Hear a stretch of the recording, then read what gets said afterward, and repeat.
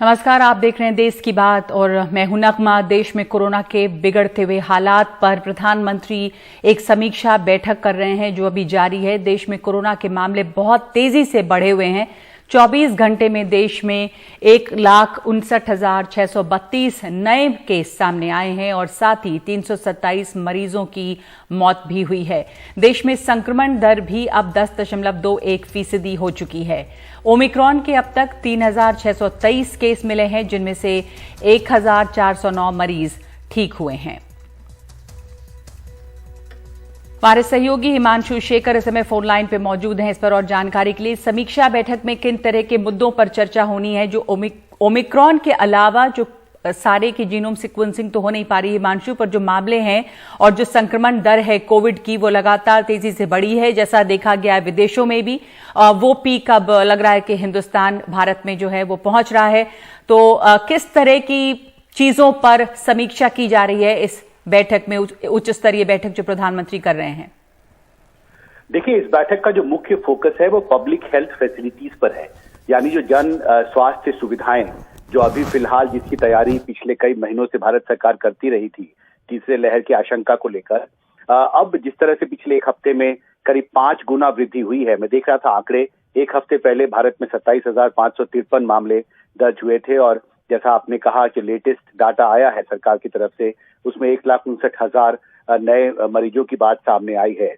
तो चिंता भी उसी अनुपात में बढ़ रही है और आपको याद होगा कि 24 दिसंबर को भी प्रधानमंत्री ने एक बैठक की थी और 16 दिन में देश के प्रधानमंत्री द्वारा दूसरी समीक्षा बैठक करना अपने आप में एक संकेत है कि प्रधानमंत्री खुद बहुत चिंतित हैं।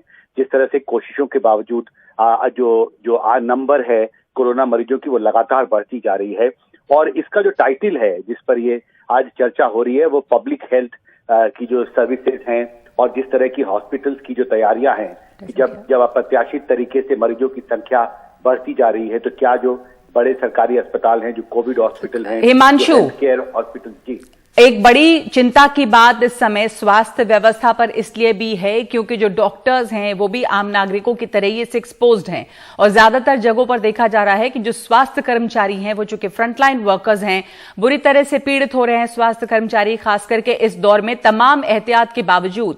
तो वो एक बहुत बड़ी चिंता की बात है कि अस्पतालों में अगर स्वास्थ्य कर्मचारियों की संख्या कम होने लगेगी उनके कोरोना संक्रमित होने की वजह से, तो जाहिर है कि इसका असर पड़ेगा जो पेशेंट्स आ रहे हैं बाहर से। निश्चित तौर पर नगमा, और यही एक बड़ी चुनौती है और मुझे लगता है कि इस बैठक में मुख्य तौर पर न सिर्फ जो कोविड दवाइयों की उपलब्धता का मसला है या फिर जो ऑक्सीजन की उपलब्धता बढ़ाने को लेकर जो बड़े फैसले कुछ महीने पहले सरकार ने किए थे उसकी समीक्षा की जा रही है, बल्कि आपको याद होगा कि 24 दिसंबर को जब प्रधानमंत्री ने बैठक की थी उस वक्त उन्होंने ये कहा था कि सभी को सतर्क और सावधान रहना होगा और मुझे लगता है कि प्रधानमंत्री एक बार फिर बहुत चिंतित हैं जिस तरह से कोशिशों के बावजूद कई राज्यों में बहुत अप्रत्याशित वृद्धि हुई है और असेसमेंट न सिर्फ पब्लिक हेल्थ सर्विसेज की जो तैयारी है कि हॉस्पिटल्स की जो तैयारी है कोविड मरीजों की इलाज को लेकर न सिर्फ उस पर फोकस है, बल्कि जो कुछ राज्यों में कोशिशों के बावजूद जिस तरह से संख्या बढ़ी है कोरोना मरीजों की, उस परिस्थिति में भारत सरकार अपने स्तर पर क्या कर सकती है, क्या विकल्प हैं, आगे क्या करनी चाहिए, इन सभी मुद्दों पर समीक्षा की जा रही है।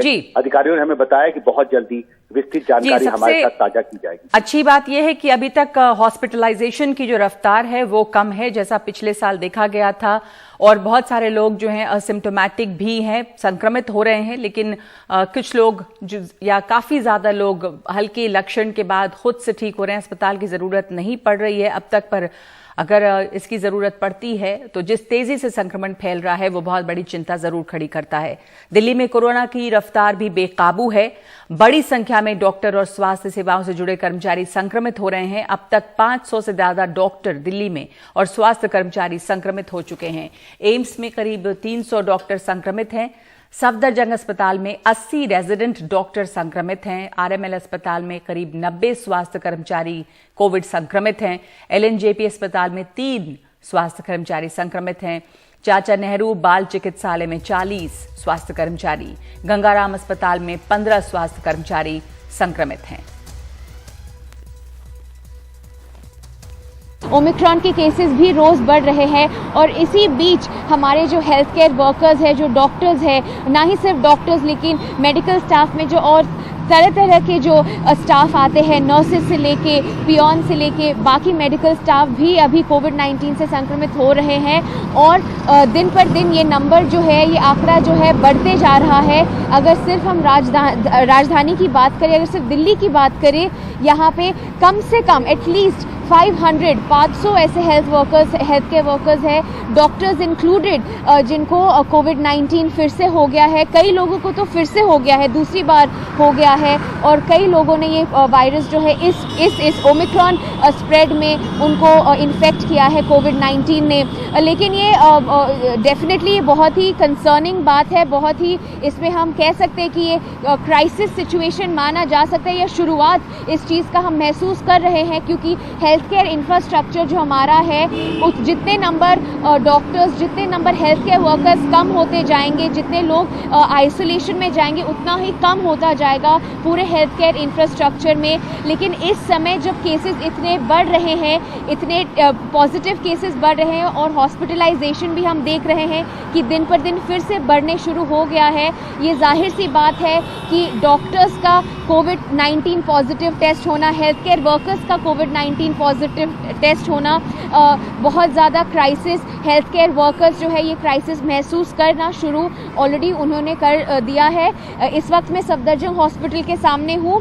मैं आपको ये बता सकती हूँ कि एम्स जो है, all India institute medical sciences, Safdarjung hospital, इन कई ऐसे हॉस्पिटल्स दिल्ली राजधानी में हैं जहाँ पे 100 से भी बढ़ के रेसिडेंट डॉक्टर्स और हेल्थ केयर वर्कर्स उनको कोविड हो चुका है।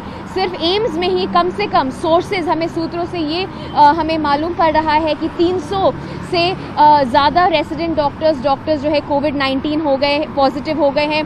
सफदरजंग में तकरीबन 80 ऐसे रेसिडेंट डॉक्टर्स और हेल्थ केयर वर्कर्स हैं जिनको कोविड फिर से हो गया है। लेकिन एक बात, साई ऑफ रिलीफ जिसे हम कहते हैं, रिलीफ बात ये है कि ये जो है मोस्टली माइल्ड सिम्टम्स है, माइल्ड एसिम्टोमेटिक केसेस है। तो इस वक्त वो लोग जो है आइसोलेशन में हैं, एंड होपफुली वो लोग जल्द ही ठीक हो जाएंगे। और संसद भवन में काम करने वाले 400 से ज्यादा कर्मचारी और सुरक्षाकर्मी संक्रमित हैं। 4 से 8 जनवरी के बीच इन सब का कोरोना टेस्ट हुआ। राज्यसभा सचिवालय के 65 कर्मचारी संक्रमित हैं सूत्रों के मुताबिक, और लोकसभा सचिवालय के 200 कर्मचारी संक्रमित हैं। दूसरे 133 कर्मचारी और सुरक्षाकर्मी भी संक्रमित हैं।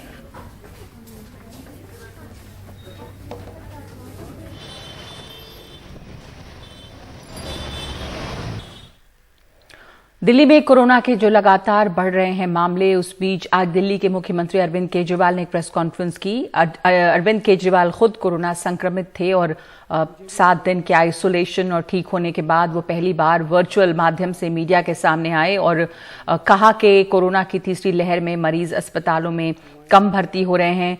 साथ ही इस लहर में पिछली लहर की तुलना में लोगों की जानें भी कम जा रही हैं, इसलिए लोग मरीजों की संख्या बढ़ने के बावजूद पैनिक न करें, बस सभी जरूरी एहतियात बरतें, जैसे कि जो भी आप कर सकते हैं, मास्क लगाना, लोगों से दूरी बनाकर रखना। साथ ही कहा कि आज दिल्ली में कोरोना के मामले 22,000 आने वाले हैं। हम लॉकडाउन नहीं लगाना चाहते, लॉकडाउन नहीं लगेगा अगर आप मास्क पहनोगे तो। मास्क पहन के घर से बाहर निकलो, मास्क पहन के चारों तरफ घूमो, अगर जरूरत ना पड़े तो घर से बाहर ना ही निकलो, अभी थोड़े दिन कोई जरूरी नहीं है, लेकिन मास्क पहनना बहुत जरूरी है, सोशल डिस्टेंसिंग बहुत जरूरी है। हम लॉकडाउन नहीं लगाना चाहते, फिलहाल लॉकडाउन लगाने की कोई हमारी मंशा नहीं है, और हम चाहते हैं कि जल्दी से जल्दी ये वेव खत्म हो, और कोशिश हमारी है कि कम से कम रिस्ट्रिक्शंस हम लोग लगाएं ताकि लोगों के रोजी रोटी चलती रहे, लोगों के रोजगार चलते रहें। कोरोना के बढ़ने की जो रफ्तार है वो बेकाबू है। दिल्ली में 24 घंटे में 20,181 नए केस मिले हैं। 24 घंटे में कोरोना से 7 मरीजों की मौत भी हुई है। कोरोना का संक्रमण दर भी जो है वो काफ़ी ज़्यादा बढ़ गया है। कोरोना के सक्रिय मरीजों की संख्या 48,000 पार हो गई है। दिल्ली में 24 घंटे में 11,000 से ज़्यादा मरीज ठीक हुए हैं।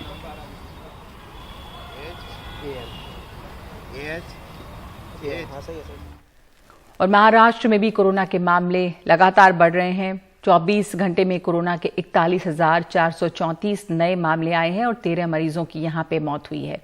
महाराष्ट्र में ओमिक्रॉन के केस बढ़कर 1009 हो चुके हैं।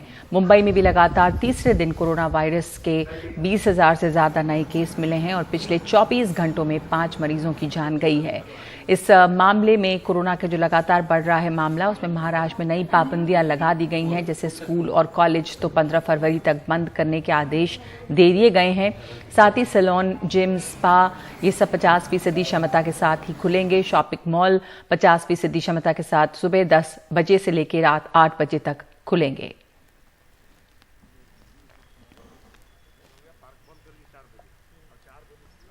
बारह जनवरी से नीट और पीजी की काउंसलिंग होगी। रेजिडेंट डॉक्टरों ने जल्द काउंसलिंग की मांग की थी और इसी को लेकर विरोध प्रदर्शन, धरना प्रदर्शन भी चला कई दिनों तक। स्वास्थ्य मंत्री मनसुख मांडविया ने ये ट्वीट करके जानकारी दी है। इसमें कोरोना से लड़ाई में देश को मजबूती मिलेगी।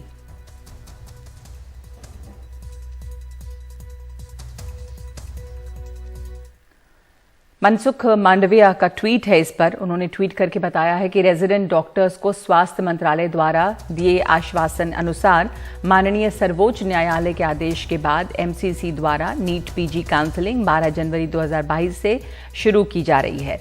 इससे कोरोना से लड़ाई में देश को और मजबूती मिलेगी। सभी उम्मीदवारों को मेरी शुभकामनाएं। चुनाव की घोषणा के बाद बीएसपी अध्यक्ष मायावती ने चुनाव आयोग से आचार संहिता का सख्ती से पालन करवाने की अपील की है। इसके साथ ही मायावती ने योगी सरकार पर निशाना साधा और कहा कि इनकी सरकार में कानून की बजाय जंगल राज चल रहा है। उन्होंने कहा कि बीजेपी सरकार में जनता बुरी तरह से त्रस्त है और हर जाति वर्ग के लोग दुखी हैं। यूपी, उत्तराखंड पिछले कुछ चुनावों में कोरोना के अति प्रकोप में भी जिस प्रकार से रैलियों व रोड शो आदि के जरिए चुनाव आचार संहिता का खुला उल्लंघन किया गया है, तो उससे भी पूरा देश काफी हैरत में रह गया है। साथ ही पिछले कुछ वर्षों से चुनावों को विशेषकर धार्मिक रंग देकर जिस प्रकार से संकीर्ण स्वार्थ की राजनीति की जा रही है, तो उस पर भी चुनाव आयोग को काफी सख्त कदम उठाने की खास जरूरत है। के राज में कानून द्वारा कानून का राज चलता रहा है, जिसका मुकाबला अभी तक यहाँ किसी भी पार्टी की सरकार नहीं कर पाई है। यूपी में वर्तमान बीजेपी की सरकार में भी हमें काफी कुछ देखने को मिल रहा है, जिस कारण ही यहाँ अपराधियों का अभी भी जंगल राज चल रहा है और जनता बुरी तरह से त्रस्त है। हर जाति, हर वर्ग के लोग काफी दुखी हैं। उत्तर प्रदेश में चुनाव की तारीखों के ऐलान के साथ ही आचार संहिता लग गई है, जिसके चलते प्रशासन ने नेताओं के पोस्टर बैनर हटाने शुरू कर दिए हैं। लखनऊ, वाराणसी, अलीगढ़ समेत कई शहरों में प्रशासन ने ये बैनर और जगह जगह लगे पोस्टर हटाए हैं।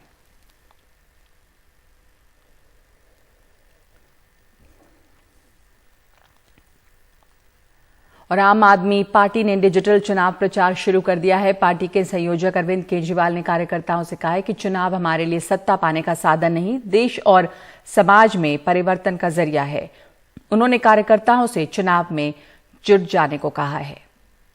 आम आदमी पार्टी के लिए चुनाव सत्ता पाने का एक साधन नहीं है। हमारे लिए ये एक पार्टी को बदल के दूसरी पार्टी का शासन लाने का जरिया नहीं है।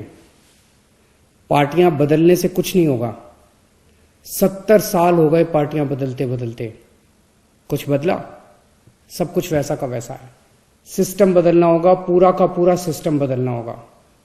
आम आदमी पार्टी के लिए चुनाव देश और समाज में परिवर्तन करने का एक जरिया है। दिल्ली में आम आदमी पार्टी की सरकार ने यह साबित कर दिया कि बदलाव संभव है। चेंज इज पॉसिबल, परिवर्तन हो सकता है। आज तक इन पार्टियों ने हमें हमेशा ये बताया कि सरकार चलाना बड़ा मुश्किल काम है, सरकार चलाने में थोड़ी बहुत बेईमानी करनी पड़ती है। आम आदमी पार्टी की सरकार ने यह साबित कर दिया कि सरकारें ईमानदारी से भी चल सकती हैं। इन पार्टियों ने आज तक हमें बताया कि चुनाव लड़ने के लिए खूब पैसा चाहिए और चुनाव जीतने के लिए बेईमानी करनी पड़ती है। आम आदमी पार्टी ने यह साबित कर दिया, चुनाव ईमानदारी से लड़े भी जा सकते हैं, जीते भी जा सकते हैं। और अब बात करते हैं मौसम की। उत्तर भारत में ठंड तेज है क्योंकि पहाड़ी इलाकों में खूब बर्फबारी हो रही है। शिमला में कल से ही जमकर बर्फ गिर रही है और ऐसे में यहां पर सैलानी भी आ रहे हैं। जो सैलानी इस वक्त पहाड़ी इलाकों में हैं उनके लिए ये वक्त और भी खास हो गया है। बर्फबारी से पहाड़ और वादियां बहुत ही खूबसूरत हो गई हैं। हालांकि ठंड तेज है और उसकी वजह से कुछ मुश्किलें भी आ रही हैं।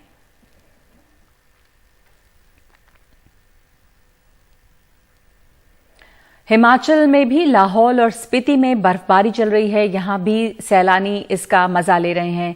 कुछ जगहों पर इससे काफी परेशानी का सामना भी करना पड़ रहा है। प्रशासन के साथ रेस्क्यू में रहे, जहां से लगभग 100 के करीब फंसे हुए यात्रियों को इवैक्यूएट किया गया, जहां दोबारा बर्फ शुरू हो गई है। और अब आपको तस्वीरें दिखाते हैं हम बद्रीनाथ की। बद्रीनाथ धाम में भी बर्फबारी हो रही है और बर्फबारी की वजह से आसपास के जो पहाड़ हैं वो ढके हुए हैं। तो कुल मिला के